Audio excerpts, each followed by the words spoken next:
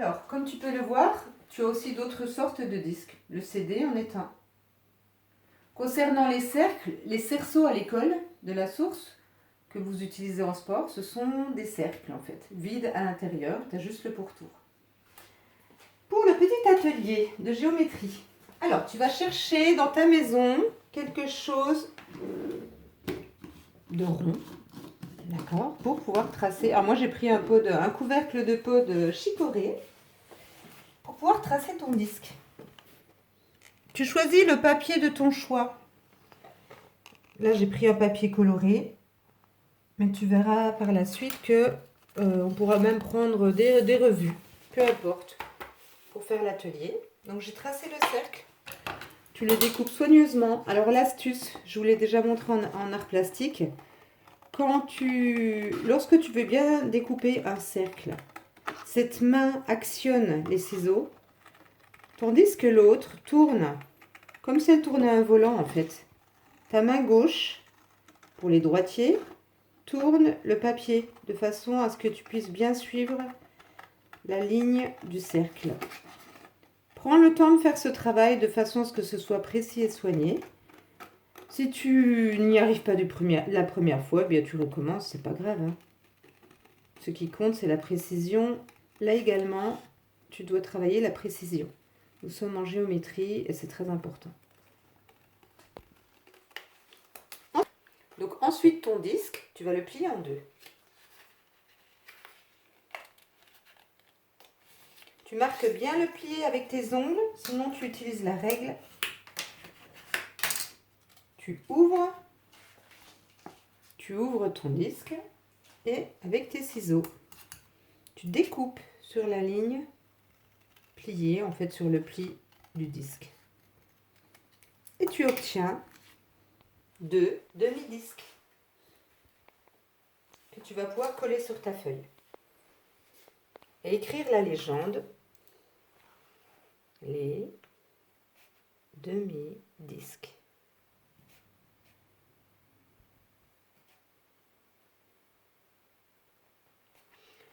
Je te conseille de refaire un disque. Alors je vais utiliser des feuilles de publicité. Comme ça tu l'auras sur ta feuille de travail.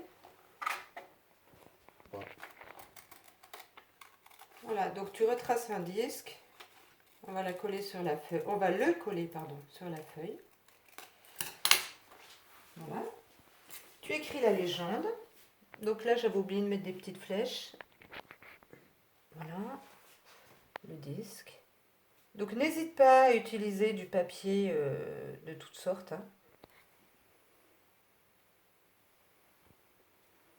Et on va reprendre l'opération avec un troisième disque.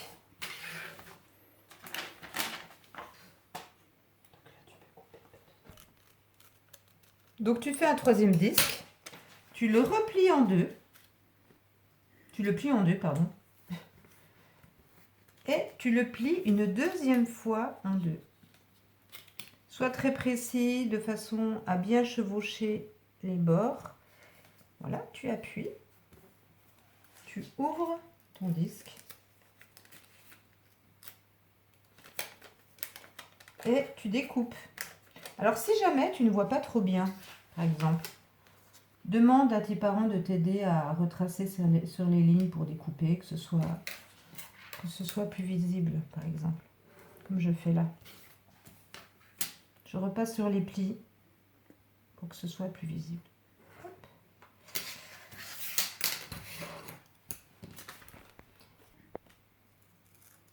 Et tu obtiens les quarts de disque.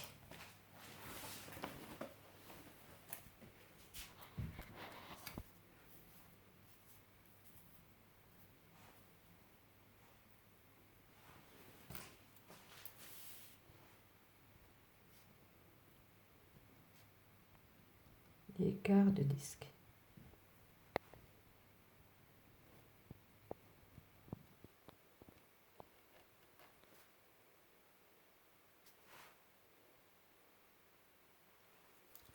Ensuite, tu pourras aller voir sur ton fichier à la page 64, après avoir fait cette activité, pour remplir cet exercice.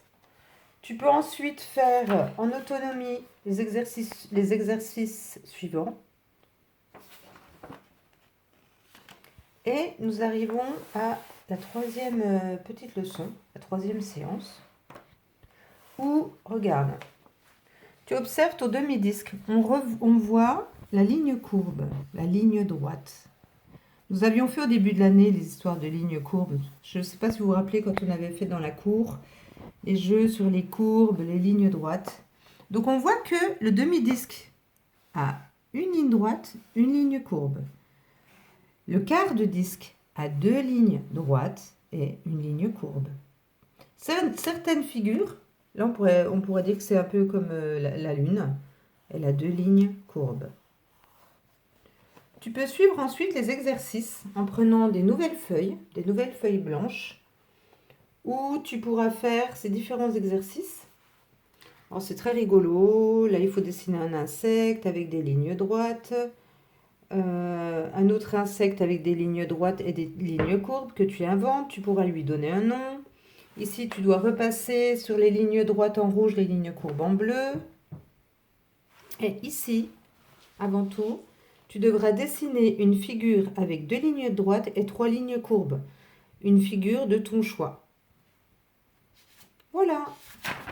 N'hésite pas à aller voir dans le fichier gris les exercices qui se rapportent aux séances 111, 112 et 113.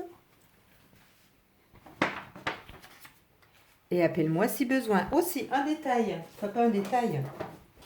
Je te demande que tous tes travaux soient rangés dans une petite pochette ou une chemise, de façon à ce que lorsque l'on se retrouvera à l'école, tu puisses apporter ta pochette et que l'on colle tout ça dans ton grand cahier bleu.